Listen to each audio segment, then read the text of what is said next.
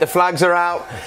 They enjoyed themselves, Rio. Look, you've played in enough games like this. You know that you have to keep your concentration, not for 45 minutes, but for the full 90 minutes, and that's what cost Arsenal in that second half. Yeah, concentration we mentioned at half-time, discipline we mentioned at half-time, and when they came outside they had neither of those.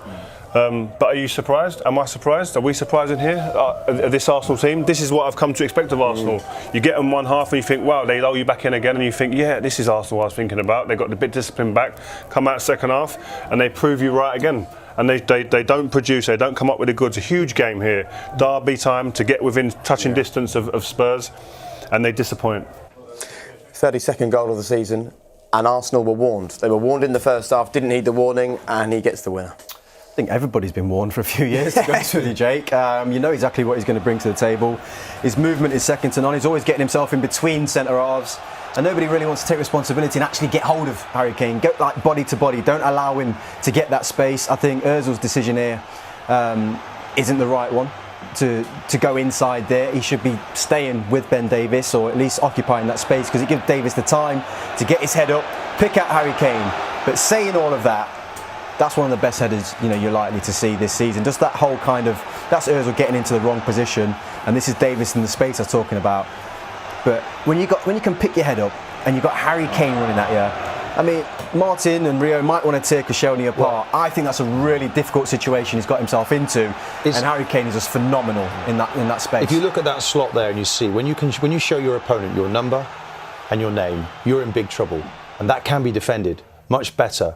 We talked, didn't we, about half-time, making sure that he doesn't get another opportunity from there. Well, that's body shape. That's about contact in the box, marking in the box. If it's done well there and efficiently enough, Harry Kane does not score, and he was the difference in the end. The hardest thing for a defender there, when there's time on the ball at this level, the hardest thing for a defender in the box there is to defend the centre forward.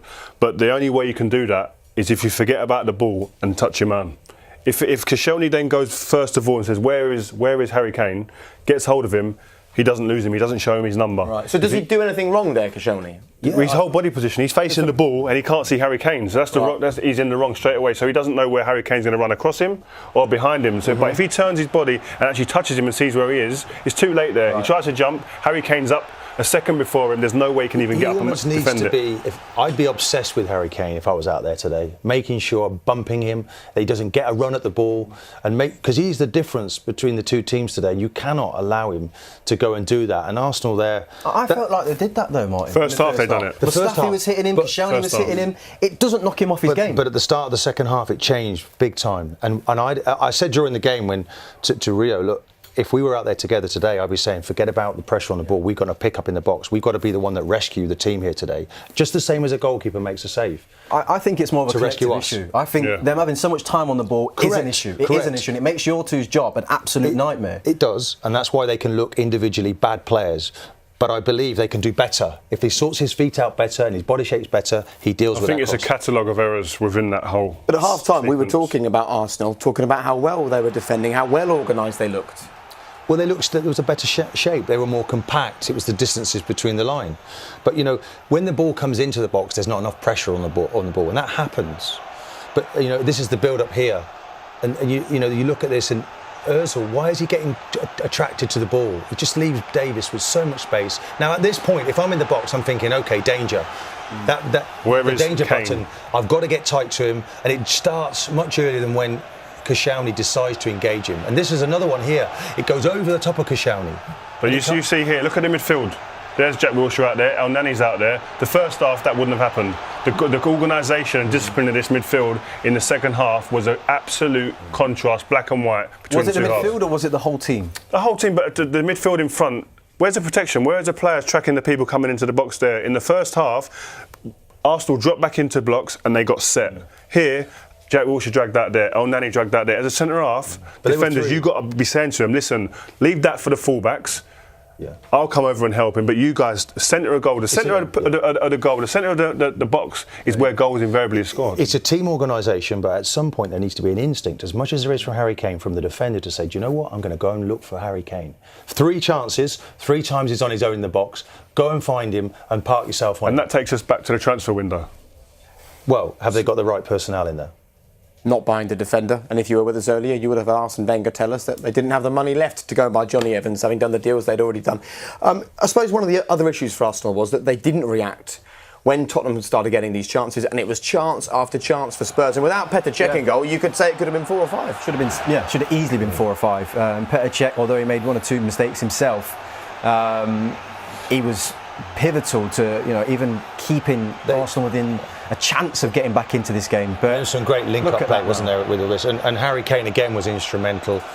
The better finishing there would have been a much more emphatic win. And I mean, look at that for a chest control there. So much vision, intelligence, running off the ball. It was all the good stuff today came from Tottenham. Well, what I liked about Tottenham today is they look like a team who believe that they're better than Arsenal, who believe that when they play against a team in the top 4 or 5, we are better than you. And that's been a difference in the last few years. I think this team now are getting confidence week in, week out when they play against the teams, big games, live on TV at BT. They are saying we are the team to beat. And that confidence and that mind shift is a huge thing that Pochettino is instilling in his team. They've put on 3 good shows now, aren't they? Yeah, on telly. back to back. Yeah, well to see what they're about in the Premier League and sitting good now in the Premier League. And big wins here, the likes of Dortmund, Real Madrid, Manchester United, Liverpool, Arsenal.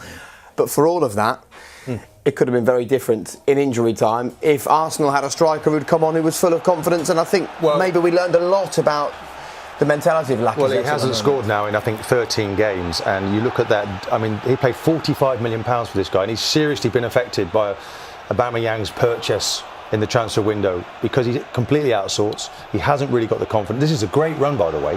How he gets in here, tremendous pace, just hit the target, and he levels it.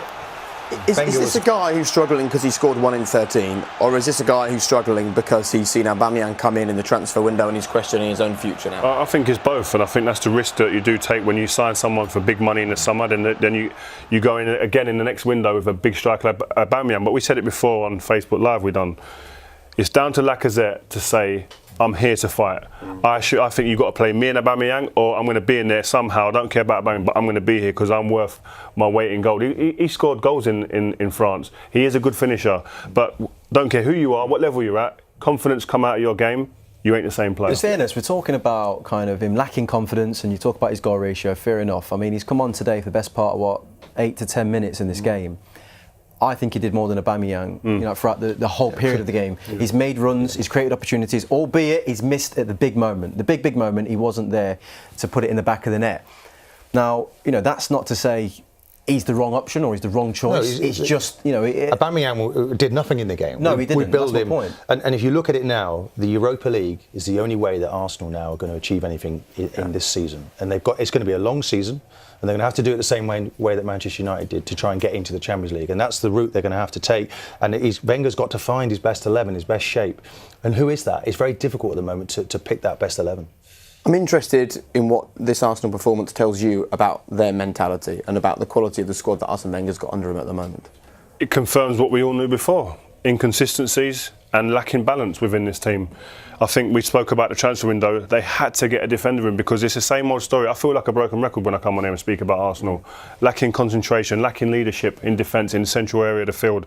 They're lacking someone to actually govern that pitch and say to them, "Oi, you stay where you are because you're going to protect us and stop teams getting through us easily." Far too many times they got through this. The Spurs team got through them, and that's not. You can't just put that down to formations and systems. There's got to be players on there that take responsibility and take pride in keeping clean sheets and being disciplined concentration performances. They haven't got that. So when Wenger goes into the transfer window and buys attacking players, everyone gets up and thinks. Even Martin was doing cartwheels before the game, but the same old problems comes. Well, Spurs were just too good in every single department.